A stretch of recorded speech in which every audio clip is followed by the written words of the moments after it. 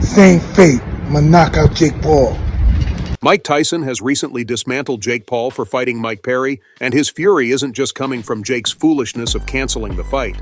Oh no, there's a much bigger, juicier reason behind Jake's insistence on fighting Perry. And yeah, you almost guessed it. It's something related to a big, fat cheating scandal.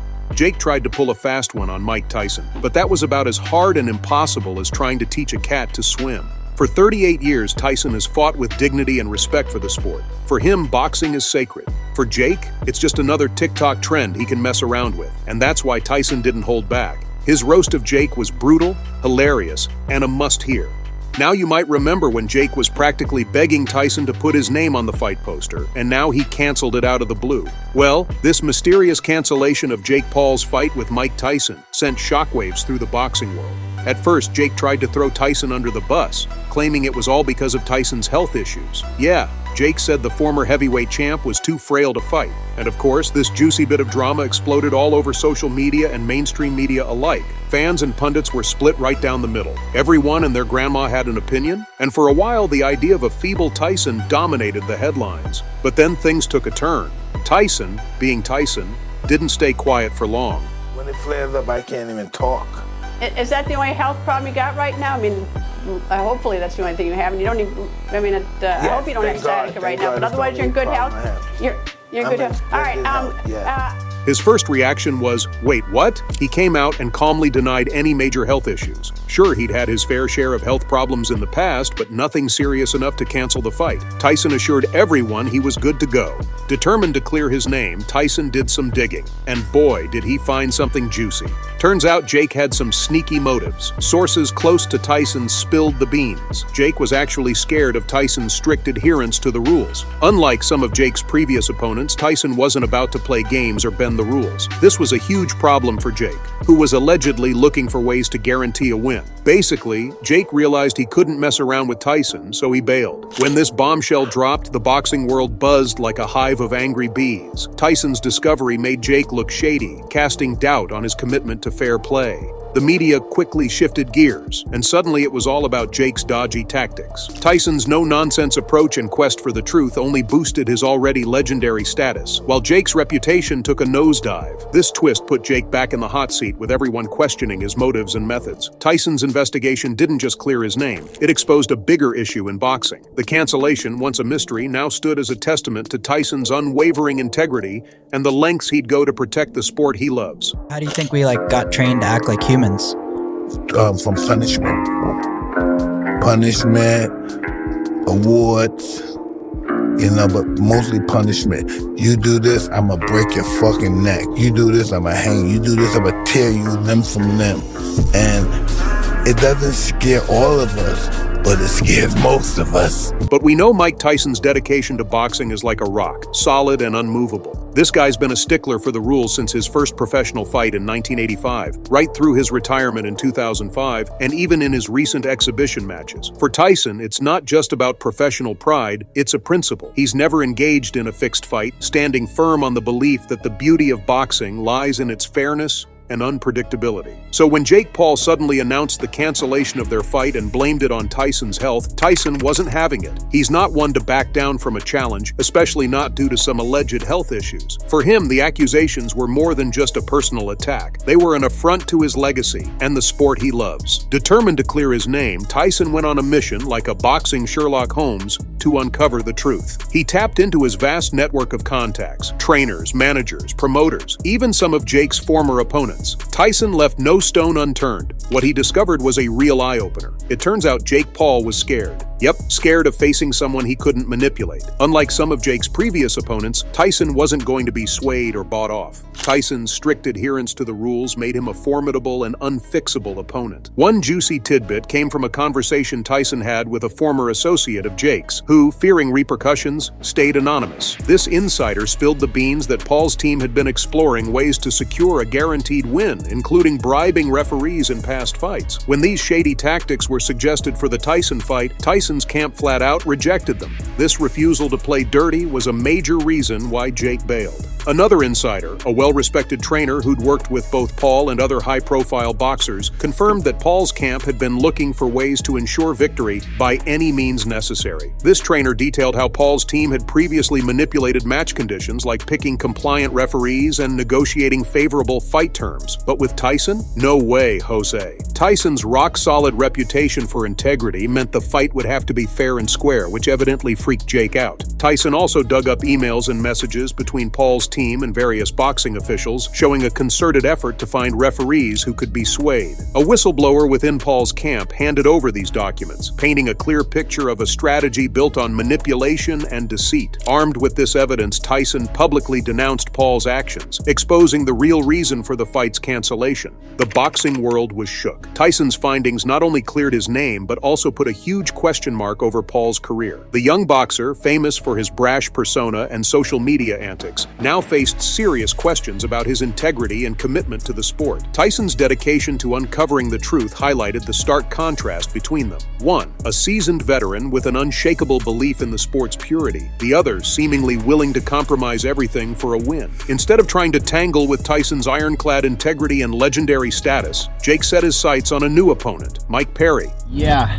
the news is true, folks. I, Jake Paul, will be fighting Mike Perry, Tampa, Florida. The announcement in early June 2024 was met with a mix of surprise and eyebrow-raising intrigue. Perry, known for his aggressive fighting style, seemed like a solid choice, but oh boy, Jake's motivations went way deeper than just wanting a tough fight. Unlike the drawn-out, drama-filled negotiations with Tyson, setting up the fight with Perry was a breeze. Jake's team, led by his manager Nakisa Badarian, jumped on it and reached Perry's camp faster than you can say boxing scandal. By June 5th, 2024, they had it all sorted. The deal was sweet for Perry, giving him one of the biggest paydays of his career. The fight was locked in for late July 2024 at the MGM Grand in Las Vegas. Cue the flashy lights and high stakes. Dan Rafael, the investigative journalist with a nose for boxing scandals, dug deep and published a series of bombshell articles in mid-June 2024. Had like a 35-minute private audience with Mike after that fight. And I was like the bartender or the psychiatrist. And all he did was pour his heart out about it.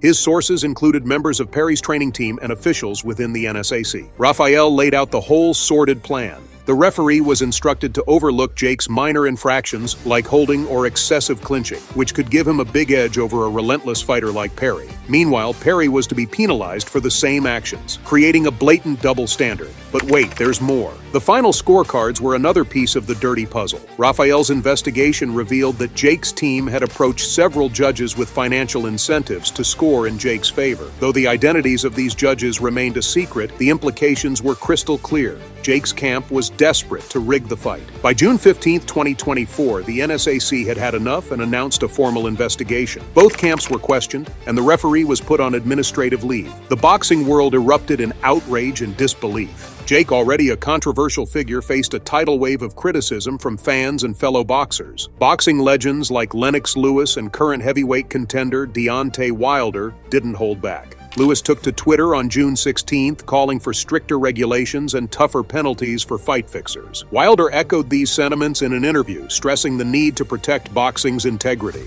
As the investigation deepened, more dirt came to light. On June 20th, 2024, Rafael dropped another bombshell. Jake's team had even tried to bribe Perry directly. Offers of taking it easy during the fight in exchange for future lucrative matchups and bonuses were thrown Perry's way. But Perry, being the gritty, no-nonsense fighter he is, shut them down without a second thought, further highlighting Jake's desperate bid to secure a win. This scandal didn't just taint the upcoming fight, it put a big fat question mark over Jake's entire career. The NSAC wasn't just looking into the Perry fight, they were now probing Jake's past matches for any similar shenanigans. Perry kicked off his professional fighting career in the MMA circuit, and boy did he hit the ground running. His aggressive approach and knockout power quickly turned heads. His UFC debut on August 20th, 2016 at UFC 202 was nothing short of spectacular. A first-round knockout over Hyun-Gyu Lim. Talk about making an entrance. Perry's resume boasts notable victories over fighters like Jake Ellenberger, Alex Reyes, and Paul Felder.